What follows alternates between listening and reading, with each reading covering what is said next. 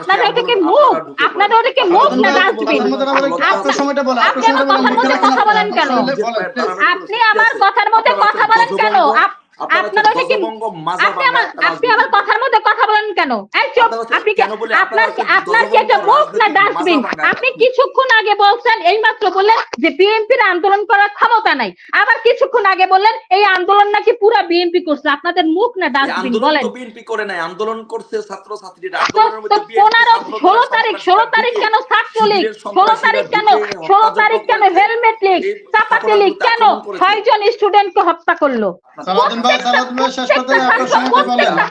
আপনি আমার কথার মধ্যে কথা বলবেন না। প্রত্যেকটা ছাত্র খুন হয়েছে পুলিশের গুলিতে। আপনাদের লজ্জা পতন অনিবার্য। আমি আজকে খুব দুঃখ পেয়েছি। আমি যখন শুনেছিলাম প্রোগ্রামের 15 মিনিট আগে যে সালাউদ্দিন ভাই আছে, আমি বুঝেছিলাম যে ঢাকা ভার্সিটির সাবেক একজন শিক্ষার্থী হিসেবে উনি সাধারণ শিক্ষার্থীদের পক্ষে কথা বলবে, কিন্তু আমি দেখেছি ওনার বিবেক, ওনার মনন সব পচে গেছে। উনি আওয়ামী লীগের যে একটা তকমা, এর বাহির থেকে বের হতে পারেন নাই। উনি সেই গতানুগতিক আওয়ামী লীগের হয়েই কথা বলেছেন।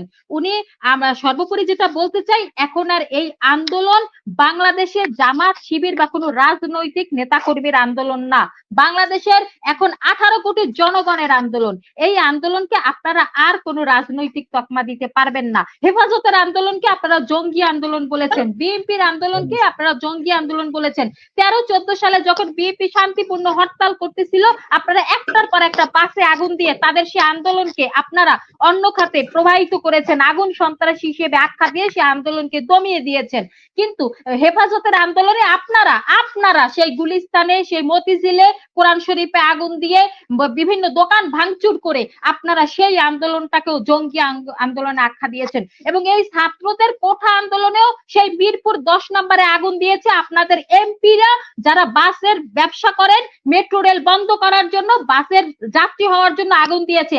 আমরা দেখেছি সেই চট্টগ্রামে সেই শ্রমিক লীগের নেতারা বাসে আগুন দিয়েছে। আপনারা প্রত্যেকটা আন্দোলনকে ভিন্ন খাতে প্রবাহিত করার জন্য আপনারা এই ধরনের নাটক করেন, যেটা বাংলাদেশের 18 কোটি জনগণ। আপনি একটা 3 মাসের শিশুর কাছে জিজ্ঞেস করেন, গিয়ে বলেন যেগুলো জামাত শিবির করে, তারা হাসবে। এর আগের টকশোগুলোতে এই আবুল কালাম আজাদ ভাইরাই, সালাউদ্দিন ভাইরাই বলছে যে বিএনপির কোনো ক্ষমতাই নাই, বিএনপি হিজড়া দল, বিএনপি কিছুই পারে না, জামাত কিছুই পারে না। আজকে আবার তারা বলতেছে যে এগুলো নাকি সব জামাত বিএনপি করাচ্ছে। জামাত বিএনপি লক্ষ লক্ষ মানুষকে রাজপথে নামিয়েছে। জামাত বিএনপির এই লক্ষ লক্ষ আন্দোলনকারী যারা মেধাবী, স্কুল কলেজ, তারা সবাইকে রাস্তায় নামিয়েছে জামাত বিএনপি। 1971 সালে মুক্তিযুদ্ধের সময় ভিকারুন্নেসার একটা স্টুডেন্ট বের হয় নাই, নটরডেমে একজন মাত্র স্টুডেন্ট বের হয়েছিল। তো সেক্ষেত্রে এই আন্দোলনে আপনি দেখেন প্রত্যেকটা শিক্ষা প্রতিষ্ঠান, প্রাইমারি, হাই স্কুলে প্রত্যেকটা শিক্ষা প্রতিষ্ঠানের মেধাবী স্টুডেন্টরা এই আন্দোলনে সামিল হয়েছে। তারপরেও আপনারা বলেন যে জামাত শিবির, ওনারা নাকি কিছুই করে নাই, সব জামাত শিবির মেরে ফেলেছে। 7 মাসের বাচ্চা সে ঘরে বারান্দায় খেলতেছে, তাকে সে গুলিবিদ্ধ কিভাবে হয়? সে কি রাস্তায় এসেছিল আপনাদের পুলিশের উপর সহিংস আচরণ করার জন্য, রাষ্ট্রীয় সম্পদ নষ্ট করার জন্য? তো আমি মনির ভাই, আজকে আপনার এই প্রোগ্রাম থেকে আমি শেখ হাসিনার সাথে একটা ডিলে যেতে চাই। সেটা হচ্ছে ওনাকে আমি একটা প্রস্তাব রাখতে চাই যে উনি আমার সাথে এই ডিলে আসুক। সেটা হচ্ছে ওনাকে ওনার আমৃত্যু, উনি যত বছর বাঁচবে অত বছর ক্ষমতায় রাখা হবে। এই মেট্রো রেল, এই এলিভেটেড এক্সপ্রেস, যত বাংলাদেশের যত হাজার কোটি টাকা ক্ষয়ক্ষতি হয়েছে, বাংলাদেশের 18 কোটি জনগণ সেটা পুষিয়ে দেবে। যত ক্ষয়ক্ষতি হয়েছে বাংলাদেশের 18 কোটি জনগণ পুষিয়ে দেবে। বিনিময়ে শেখ হাসিনা এই 300 তাজা প্রাণ ফিরিয়ে দিক। উনি কি আমার এই জেলে আসবে? যদি আসে তাহলে আমি বলতে চাই যে বাংলাদেশের 18 কোটি জনগণ ওনাকে আমৃত্যু ক্ষমতায় রাখবে। আওয়ামী লীগকে আমৃত্যু ক্ষমতায় রাখবে এবং বাংলাদেশের যত ক্ষয়ক্ষতি হয়েছে, যত আর্থিক ক্ষতি হয়েছে সব আমরা মিটিয়ে দেব। আমি তো ঘোষণা দিচ্ছি 24 ঘন্টার মধ্যে বাংলাদেশি প্রবাসী ভাইয়েরা আমাদের রেমিটেন্সের মাধ্যমে বাংলাদেশিরা তার সকল ক্ষয়ক্ষতি পুষিয়ে দেবে। বিনিময়ে শেখ হাসিনা আমাদের এই 300 ভাইয়ের তাজা প্রাণ ফিরিয়ে দিক। এই ডিলে যদি শেখ হাসিনা আসে তাহলে আমৃত্যু শেখ হাসিনা আওয়ামী লীগ ক্ষমতায় থাকবে, আমাদের কোনো ভোট লাগবে না, কোনো কিছু লাগবে না, আমরা সেটা বাংলাদেশের জনগণ মেনে নেব। এই প্রস্তাবে শেখ হাসিনা রাজি আছে কিনা আমি সালাউদ্দিন ভাইদের, এই আজাদ ভাইদের মাধ্যমে আমি ওনাকে প্রস্তাব রাখলাম। দ্বিতীয়ত যেটা বলতে চাই, এই ছাত্রদের খুনের দায়িত্ব হচ্ছে আপনাদের, বিএনপি জামাতের সন্ত্রাসী যে দায়িত্ব আপনাদের। আপনি আমার কথার মধ্যে কথা বলবেন না। প্রত্যেকটা ছাত্র খুন হয়েছে গুলিতে। আপনাদের লজ্জা হওয়া উচিত। আপনারা বলেন যে আবু সাইদকে যে গুলি আবু সাইদকে যারা গুলি করেছে, হ্যাঁ 6 জনকে যে হত্যা করলো ছাত্রলীগ পিটিয়ে 16 তারিখ, আপনি আমার কথার মধ্যে কথা বলবেন না। আপনি আমার কথার মধ্যে কথা বললেন না। আপনারা এক মুখে কথা বলেন। আপনারা ওটাকে মুখ, আপনারা ওটাকে মুখ না ডাস্টবিন। আপনি আমার কথার মধ্যে কথা বলেন কেন? আপনি আমার কথার মধ্যে কথা বলেন কেন? আপনার ওটাকে আপনি আমার কথার মধ্যে কথা বলেন কেন? এই চুপ! আপনার কি একটা মুখ না ডাস্টবিন? আপনি কিছুক্ষণ আগে বলছেন, এইমাত্র বললেন যে বিএনপির আন্দোলন করার ক্ষমতা নাই, আবার কিছুক্ষণ আগে বললেন এই আন্দোলন নাকি পুরো বিএনপি করছে। আপনাদের মুখ না ডাস্টবিন? বলেন। বিএনপি করে নাই, আন্দোলন করছে ছাত্রছাত্রীরা। 16 তারিখ কেন ছাত্রলীগ?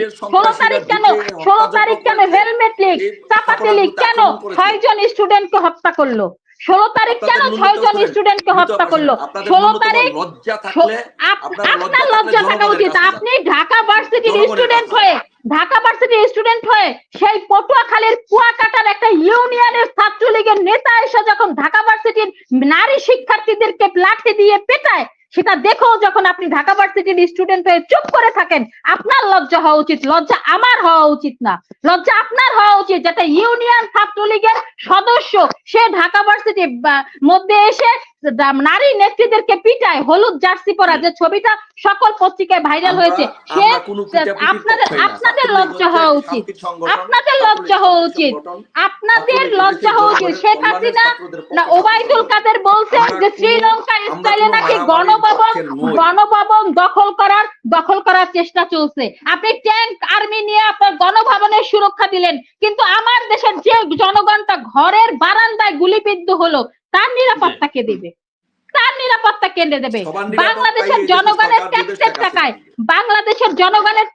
টাকার গুলি চালানোর পারমিশন আপনি বাংলাদেশের জনগণের উপরে দেওয়ার এত বড় সাহস শেখ হাসিনা কোত্থেকে পায়? উনি সেই 7ই মার্চ যখন বঙ্গবন্ধু ভাষণ দিচ্ছিল রেডক্রস ময়দানে, তখনও পাকিস্তানি।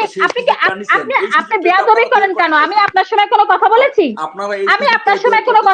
এই যে আওয়ামী লীগ হচ্ছে শিষ্টাচার বিহীন একটি রাজনৈতিক দল। আপনি আমার সাথে কথা বলছেন কেন? আপনি আমার কথার মধ্যে কেন কথা বলছেন?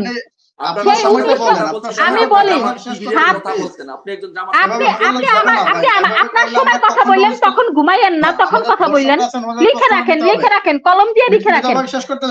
হ্যাঁ, আমি বলতেছি, আমি শেষ করছি। 7ই মার্চের ভাষণ যখন বঙ্গবন্ধু দিয়েছিল, তখনও পাকিস্তানি হেলিকপ্টার বোমা সহ উপরে ঘুরে বেরিয়েছে, কিন্তু তারা একটা বোমা ফালানোর সাহস পায় নাই। কিন্তু শেখ হাসিনার কলিজা এত বড় যে বাংলাদেশের স্বাধীন বাংলাদেশে উনি বিমান থেকে গুলি ছুড়ে বাংলাদেশের শত শত মানুষকে এখন পর্যন্ত কেন রাষ্ট্রীয়ভাবে আপনারা মৃত্যুর তালিকা প্রকাশ করার সাহস পান নাই? কেন পান নাই? এটা কি হাজার ছাড়িয়ে গেছে? এজন্য রাষ্ট্রীয়ভাবে এটা তালিকা প্রকাশ করার সাহস পান নাই? আপনার কত বড় নির্লজ্জ একজন প্রধানমন্ত্রী, উনি আগে যায় মেট্রো রেলের ক্ষয়ক্ষতি দেখতে। আরে ভাই, বাংলাদেশের সম্পদ, দেশের সম্পদ তো বাংলাদেশের নাগরিকের জন্য। ওই এলিভেটেড এক্সপ্রেস ঠিক হয়ে যাবে, ওই মেট্রো রেল ঠিক হয়ে যাবে, কিন্তু আপনি কি বাংলাদেশের এই প্রাণগুলো ফেরত দিতে পারবেন? এগুলো কাদের জন্য? এগুলো বাংলাদেশের জনগণের জন্য। সেই জনগণকে আপনি হত্যা করলেন। আপনি যান মেট্রো রেল দেখতে, আগে মেট্রো রেল দেখে আপনি কান্না করেন, এই লাশগুলো দেখে আপনাদের কান্না লাগে না।